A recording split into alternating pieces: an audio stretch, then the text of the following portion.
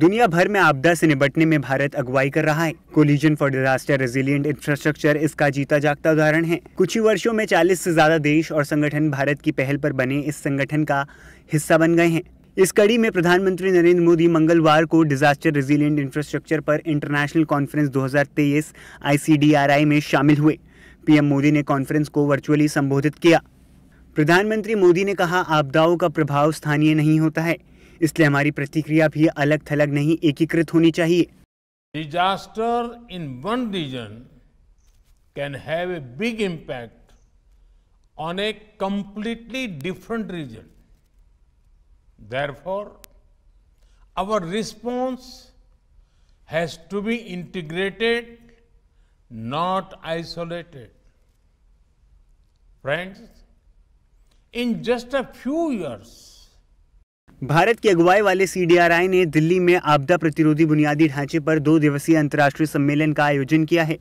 इस सालाना सम्मेलन में 20 से ज्यादा देशों से 50 वैश्विक संगठनों, निजी क्षेत्र और शिक्षण संस्थानों के प्रतिनिधि के तौर पर 90 विशेषज्ञ शामिल हैं। भारत चाहता है कि आपदा से निपटने के लिए जलवायु अनुकूल सुविधा पर ध्यान केंद्रित करते हुए वैश्विक सहयोग बढ़े और उसके नजरिए से इस अंतर्राष्ट्रीय सम्मेलन की महत्वपूर्ण भूमिका है।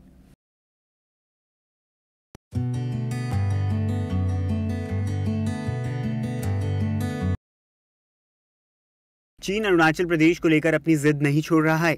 अब उसने एक बार फिर अरुणाचल प्रदेश की 11 जगहों का नाम बदलकर लिस्ट चीनी, तिब्बती और पिनिन लिपि में जारी की है। भारत सरकार ने इसे सिरे से खारिज करते हुए कहा है कि अरुणाचल भारत का अभिन्न और अटूट हिस्सा है। दरअसल विदेश मंत्रालय के प्रवक्ता अरिंदम बागची ने कहा, ये पहली बार नहीं है जब चीन ने इस तरह की कोशिश की है। अरुणाचल प्रदेश भारत का अभिन्न हिस्सा है, हम इसे सिरे से खारिज करते हैं।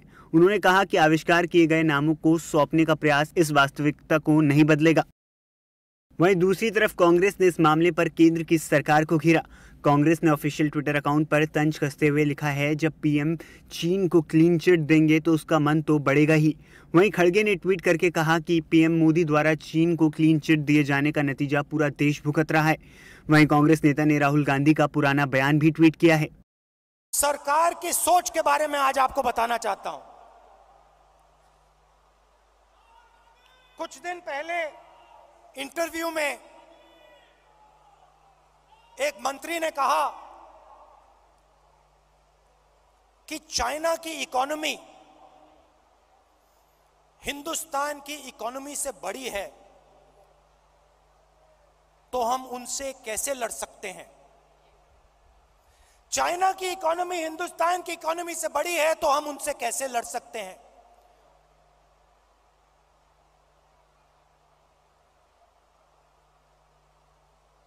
जब अंग्रेज हम पर राज करते थे, क्या उनकी इकोनॉमी हमारी इकोनॉमी से छोटी थी? इस मामले पर सरकार अपना रुख साफ कर चुकी है कि ये पहली बार नहीं है जब चीन ने इस तरह की हरकत की है। तो वहीं विपक्ष इस मुद्दे पर सरकार को घेरने की कोशिश कर रहा है। अरुणाचल में 6 स्थानों के मानकीकृत नामों की पहली सूची 2017 में जारी की गई थी और 15 स्थानों की दूसरी सूची 2021 में जारी की गई थी।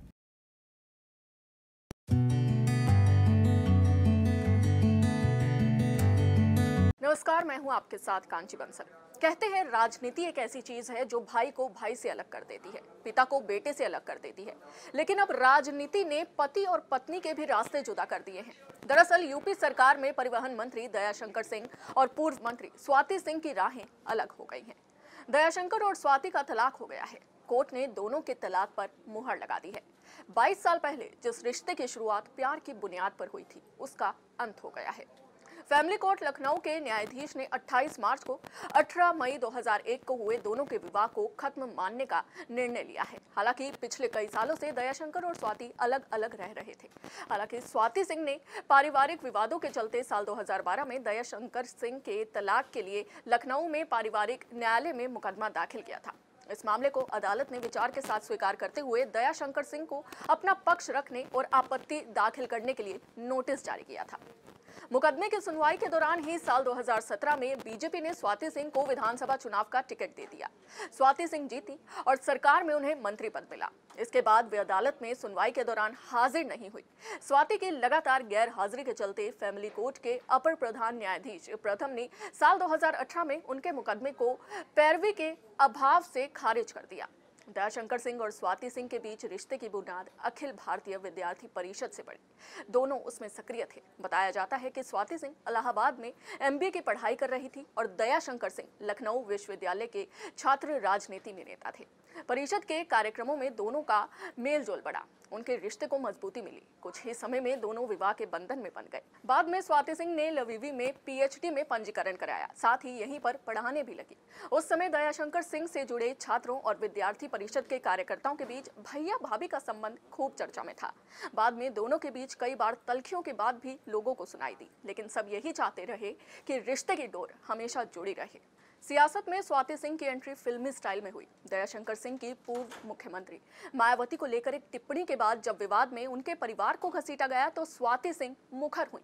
उसके बाद उनके सितारे बुलंद हुए और वो सीधा बीजेपी प्रदेश महिला मोर्चा अध्यक्ष, फिर विधायक और उसके बाद प्रदेश सरकार में मंत्री बनी। हालांकि इस बार उन्हें टिकट नहीं मिल पाया।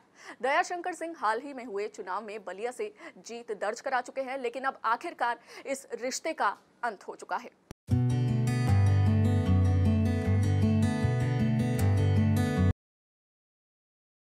पश्चिम बंगाल के हावड़ा, हुगली और रिषड़ा में हिंसा की आग की लपटें तो बुझ गई हैं, लेकिन अंगारे अभी भी सुलग रहे हैं। हुगली शहर में फिर हिंसा भड़की है। रिषड़ा में कुछ लोगों द्वारा पत्थरबाजी और आगजनी किए जाने के बाद रेलवे स्टेशन को बंद कर दिया गया है और ट्रेनों का संचालन भी बंद कर दिया है।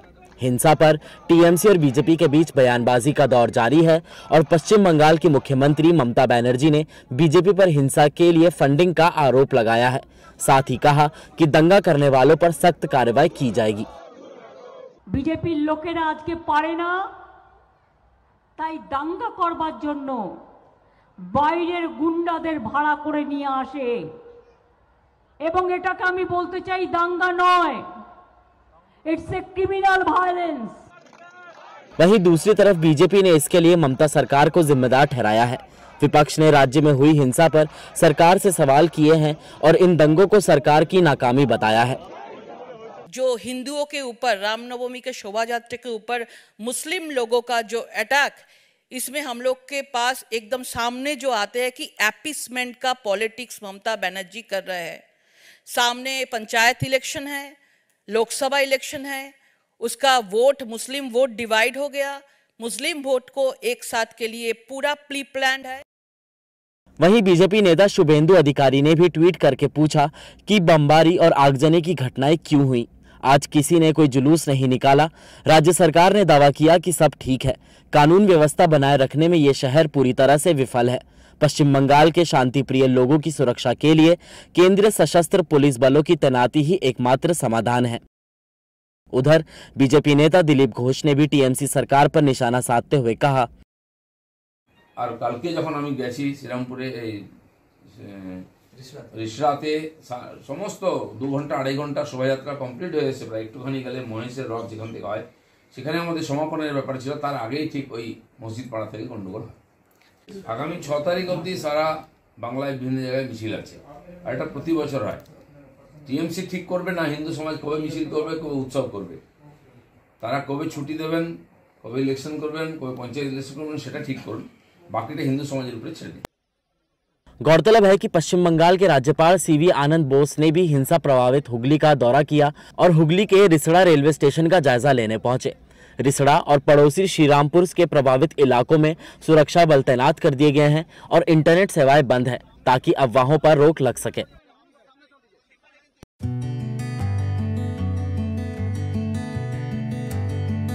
कट्टरपंथी खालिस्तानी नेता अमृतपाल सिंह पिछले कई दिनों से फरार चल रहा है और पंजाब पुलिस समेत कई एजेंसियां भगोड़े अमृतपाल सिंह की तलाश में जुटी है।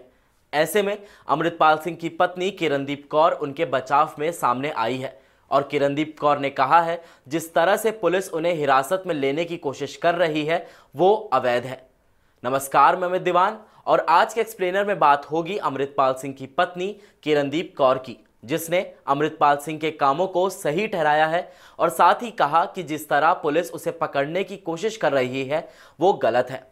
दरअसल द वीक को हाल ही में दिए इंटरव्यू में किरणदीप ने दावा किया कि उन्हें अमृतपाल सिंह के ठिकाने के बारे में कुछ नहीं पता है। किरणदीप ने यह भी कहा कि वो किसी भी कीमत पर अपने पति को नहीं छोड़ेंगी। उन्होंने कहा कि उनका फिलहाल अमृतपाल सिंह से कोई भी कांटेक्ट नहीं है और वो उसे सुरक्षित घर वापस चाहती है। किरणदीप कौर ने अपने इंटरव्यू में बताया कि अमृतपाल सिंह ने मुझे बताया था कि कभी भी उसके साथ कुछ ऐसा हो सकता है। वो इस बारे में जानता था और अगर सरकार उसके खिलाफ है तो वो उसकी गिरफ्तारी कर सकती है, लेकिन उसने मुझे कभी भी नहीं बताया कि उसका इस तरह से पीछा किया जा सकता है। जिस तरह से पुलिस अमृतपाल के पीछे पड़ी है वो गैर कानूनी है और किसी को हिरासत में लेने की कोशिश करने का ये सही तरीका नहीं है।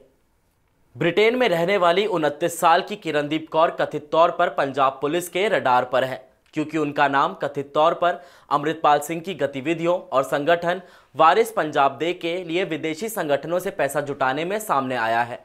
आपको बता दें, वारिस पंजाब दे के प्रमुख अमृतपाल सिंह है। किरणदीप कौर ने अपने ऊपर लगे इन आरोपों पर कहा, मैं इस स्थिति में भाग नहीं रही हूं। ये आरोप कि मेरे यूके में लिंक है या मैं कुछ अवैध काम कर रही हूं, ये सब आरोप गलत है। मैं यहाँ 180 दिनों तक हूँ, यहाँ 2 महीने से रह रही हूँ, मैं यहाँ से नहीं जाऊँगी, ये मेरा घर है। दरअसल किरणदीप कौर ने फरवरी 2023 में अमृतपाल सिंह से शादी की थी। किरणदीप कौर से जब पूछा गया कि वो अमृतपाल सिंह से पहली बार कब मिली तो किरणदीप कौर ने कहा कि वो सालों से उनको जानती है। किरणदीप कौर ने कहा कि मैंने देखा कि वो बहुत फेमस है, उनके एक पोस्ट कई लोग शेयर करते हैं और मैंने अमृतपाल सिंह को सोशल मीडिया पर एक तारीफ भरा मैसेज भी भेजा। मैंने कहा था कि जो वो कर रहे हैं वो सच में बहुत खास है। मैंने उनसे कहा कि मैं भी उनका सपोर्ट करना चाहती हूँ। किरणदीप कौर ने बताया कि अमृतपाल सिंह कभी भी उनको उनके साथ किसी भी यात्रा पर नहीं लेकर गए। किरणदीप कौर ने कहा वो हमेशा चाहते थे कि मैं सुरक्षित रहूं, यही वजह है कि वो अपने कार्यक्रमों के दौरान मुझे नहीं ले जाना चाहते थे। अमृतपाल सिंह को तलाशने के लिए पंजाब पुलिस लगातार सर्च ऑपरेशन चला रही है और हाल ही के दिनों में अमृतपाल सिंह से जुड़े कई लोगों को पुलिस ने गिरफ्तार भी किया है।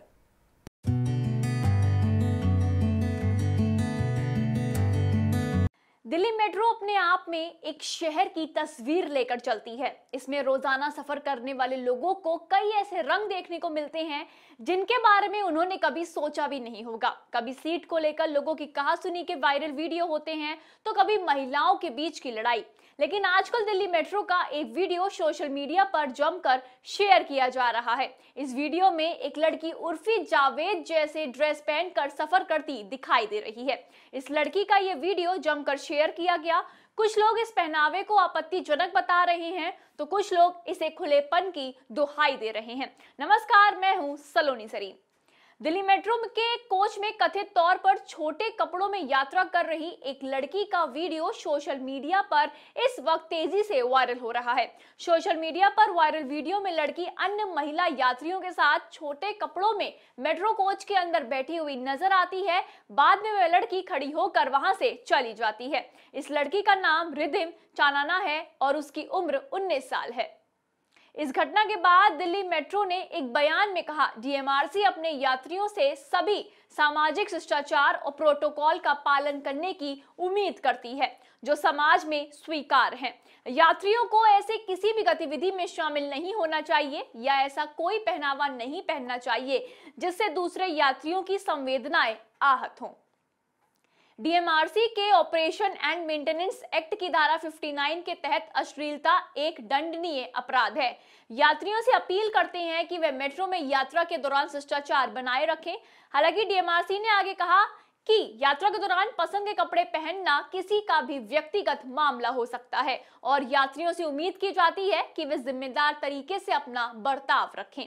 लड़की ने बताया कि मैं उर्फी जावेद से प्रेरित नहीं हूं, मैं उसे जानती भी नहीं थी जब हाल में एक दोस्त ने उसकी फोटो दिखाई। ये चॉइस एक दिन में नहीं बनती है। मैं भी एक रूढ़िवादी परिवार से आती हूँ जहां मुझे भी वो सब करने की आजादी नहीं है जो मैं करना चाहती हूँ। इसलिए एक दिन मैंने फैसला किया कि अपने मन की करूंगी। मैं इस तरीके से कई महीनों से ट्रेवल कर रही हूँ। मेरे परिवार वालों को भी ये पसंद नहीं है। पड़ोसियों से मुझे लगातार धमकियां मिलती हैं, लेकिन मैं इसकी परवाह नहीं करती हूँ।